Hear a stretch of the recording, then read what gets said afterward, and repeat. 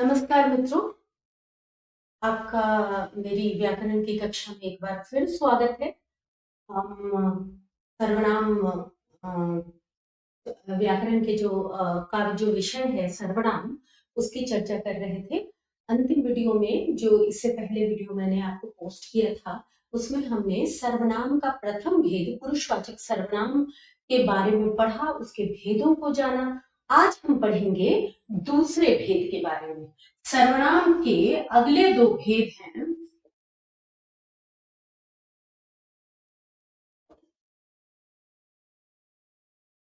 निश्चयवाचक और अनिश्चयवाचक।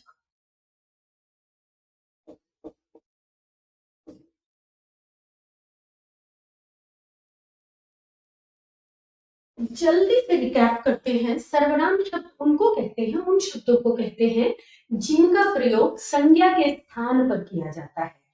और इसका संबंध कामता प्रसाद की जो व्याकरण है, इसमें कहा गया है कि सर्वनाम शब्दों से पूर्वापर संज्ञा शब्द जो आए हैं उनकी ओर इशारा किया जाता है। यानी जिस शब्द की, जिस नाम की, हम जैसे राम अच्छा लड़का है, वह कल दिल्ली गया है। अब जैसे राम एक अच्छा लड़का है, वह कल दिल्ली गया है। अब जो यह वह आया है, यहाँ पर वह आया है, वह पूर्वापर मतलब पहले आए हुए संज्ञा शब्द की ओर इशारा कर रहा है। यानी वो किसकी ओर इशारा कर रहा है? राम की ओर। यह जो वह है किसके लिए उपयोग किया गया? राम के लिए। तो सर्वनाम शब्द किसके लिए उपयोग किए जाते हैं? संज्ञा के स्थान पर प्रयोग किए जाते हैं। तो पुरुषवाचक सर्वनाम हमने पढ़ लिया। अब पुरुषवाचक सर्वनाम के बाद हम पढ़ते हैं निश्चय और अनिश्चयवाचक सर्वनाम। आपको नाम से ही पता चल रहा होगा निश्चयवाचक सर्वनाम किसे कहते हैं। जिन सर्वनाम शब्दों से पास या दूर रखी किसी निश्चित व्यक्ति या वस्तु की ओर इशारा किया जा रहा हो, उसे निश्चयवाचक सर्वनाम कहते हैं। कैसे?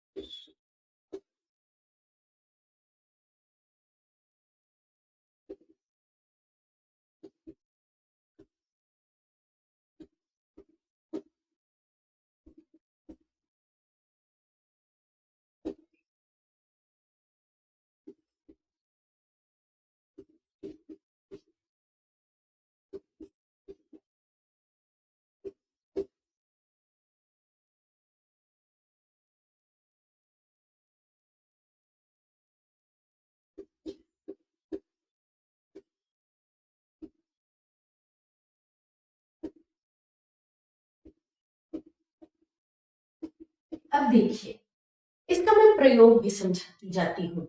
एक तो होती है चीज परिभाषा, दूसरा होता है उदाहरण, और तीसरी चीज होती है प्रयोग। जो हम प्रयोग करते हैं वही दरअसल सबसे बड़ा सच है, क्योंकि हम कैसे प्रयोग से ही समझते हैं कि कैसे निश्चित की ओर इशारा किया जा रहा है। मैंने परिभाषा में बताया जिन सर्वनाम शब्दों से किसी निश्चित संज्ञा का पता चले।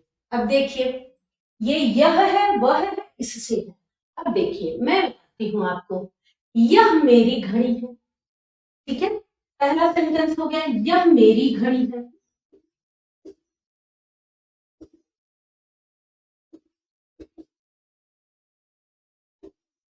ये जो यह शब्द, इससे क्या पता चला?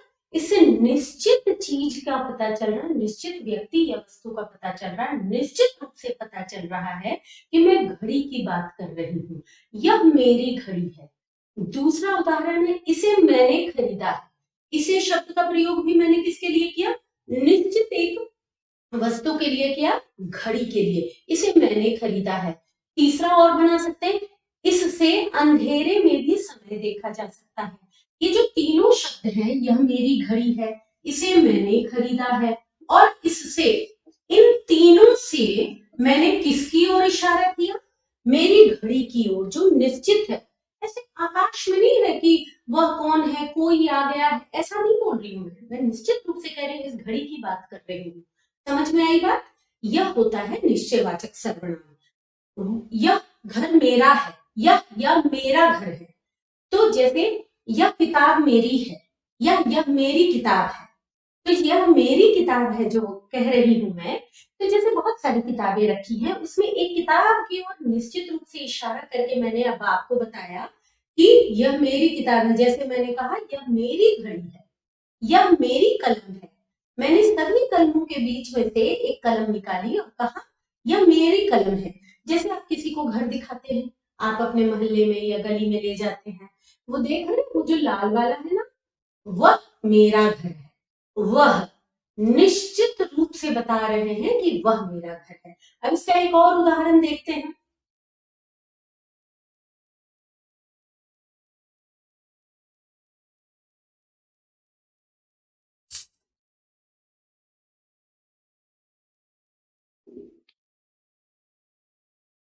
वे किताबें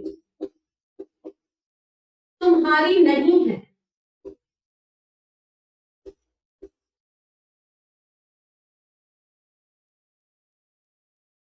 वे किताबें, अब देखिए वे बहुवचन है, एक किताब नहीं है, दो तीन किताबें हैं। वे किताबें तुम्हारी, किताबें तुम्हारी नहीं है बहुवचन। यहाँ भी किताबें, किताबें नहीं, ठीक है। वे किताबें तुम्हारी नहीं है, उन्हें तुम बैग में मत रखो।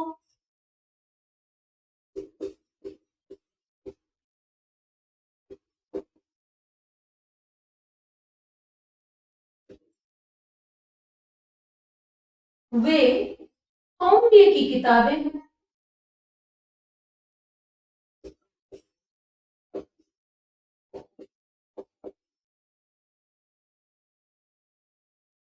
देखिए एक बार और, एक उदाहरण से तो मैंने समझाया, घड़ी के उदाहरण से एक और समझते हैं। कुछ किताबें रखी हुई हैं, हम कहते हैं वे किताबें तुम्हारी नहीं हैं, उन्हें तुम बैग में मत रखो। मैंने बिल्कुल ही निश्चित रूप से कहा कि वे किताबें, जो किताबें वहां पर रखी हुई हैं, वे तुम्हारी नहीं हैं। उन्हें, किन्हें? उन किताबों को, उन किताबों को जिनकी ओर मैंने इशारा किया, उन्हें तुम बैग में मत रखो।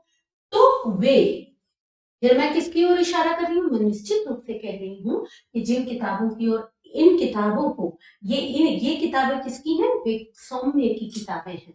तो निश्चित रूप से जिन संज्ञा या संज्ञा के बारे में पता चले, निश्चित रूप से जो सर्वनाम शब्द, कुछ सर्वनाम शब्द निश्चित रूप से संज्ञा के बारे में इशारा करते हैं, उन्हें हम निश्चयवाचक सर्वनाम कहते हैं।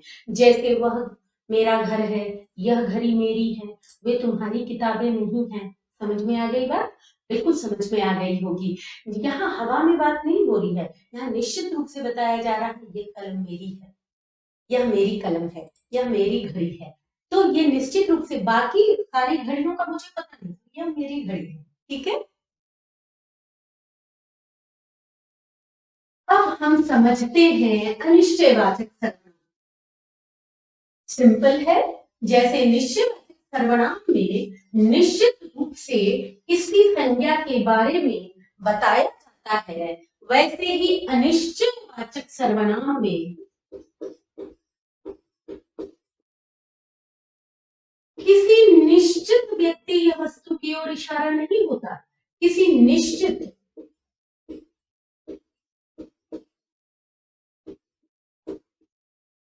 व्यक्ति या वस्तु,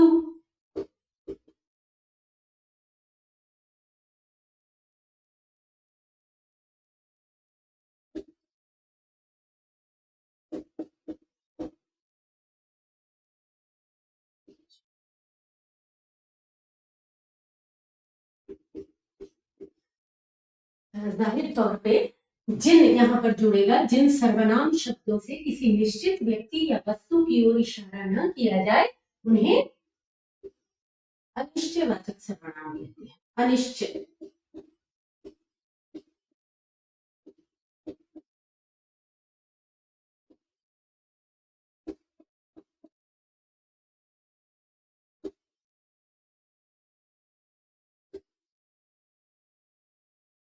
इसकी पहचान कैसे की जाती है? इसकी एक पहचानने का तरीका है, इसमें किसी निश्चित संज्ञा की ओर इससे किसी निश्चित संज्ञा का पता नहीं चलता।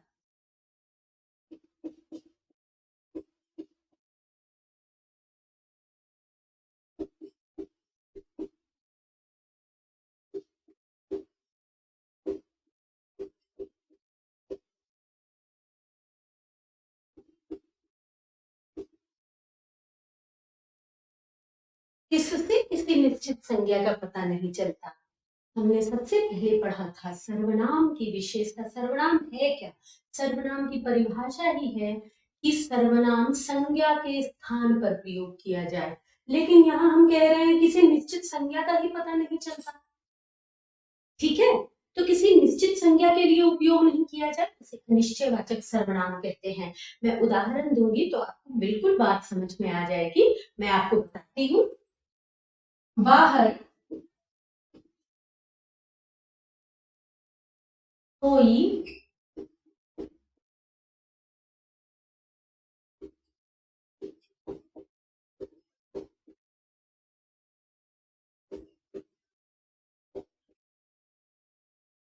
देखिए, एक उदाहरण है बाहर कोई किसी से।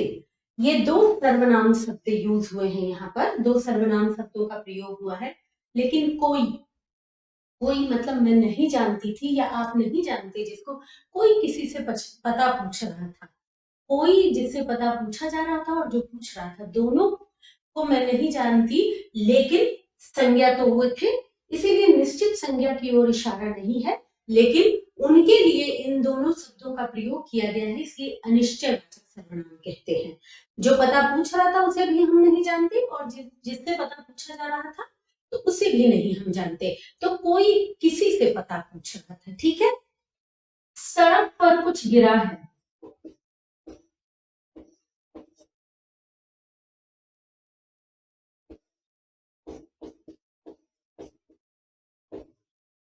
इससे भी हमें पता नहीं चलता। दूध में कुछ गिर गया है, हम कहते हैं ना दूध में कुछ गिर गया है, ठीक है। तो ये अनिश्चयवाचक सर्वनाम कहते हैं इसे। जिन सर्वनाम शब्दों से किसी निश्चित संज्ञा का पता नहीं चले।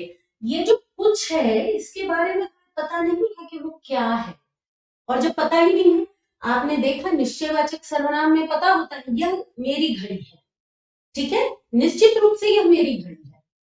घड़ियों के बीच में से मैं निकाल कर कह रही हूँ यह मेरी घड़ी है, ठीक है। वे किताबें तुम्हारी नहीं है, और किसी की होगी, तुम्हारी नहीं है, ठीक है।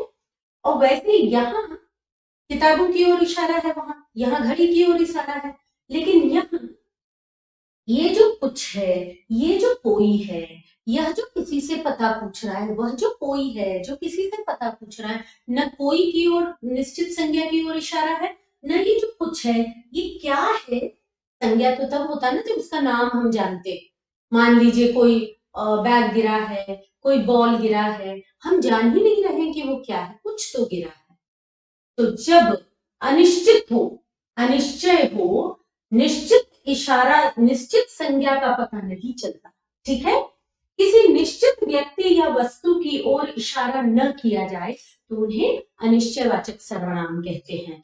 मेरे ख्याल से अब आपको इन दोनों सर्वनामों में कोई पहचानने में दिक्कत नहीं होगी। एक छोटी सी और चीज मैं यहीं पर बता देना चाहती हूँ।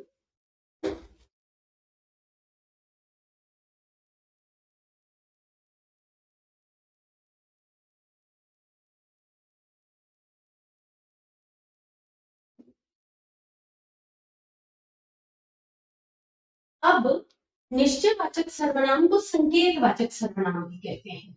निश्चयवाचक सर्वनाम को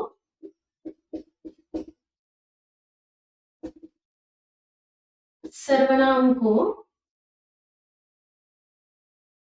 संकेतवाचक भी कहते हैं।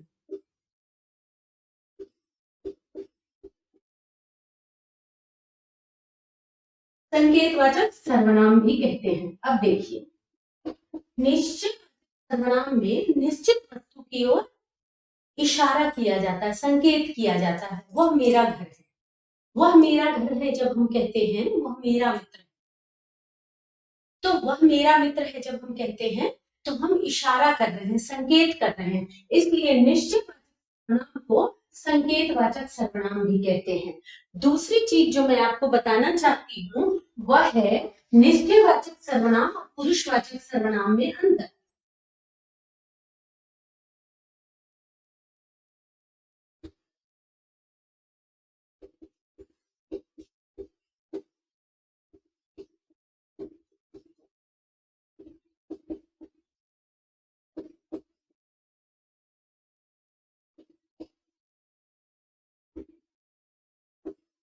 सरिता मेरी सहेली है, वह दिल्ली में रहती है।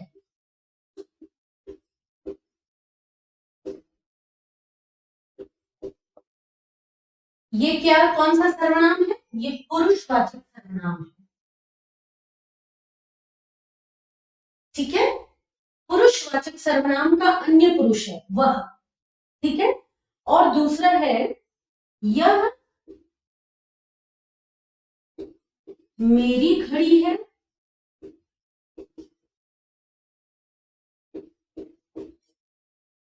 वह सरिता की घड़ी है, सरिता की घड़ी है।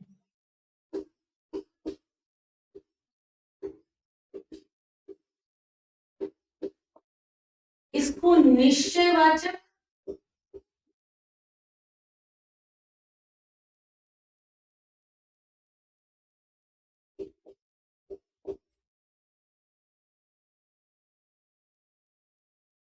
यहां भी वह है, यहां देखिए ये वह किसके लिए आया है?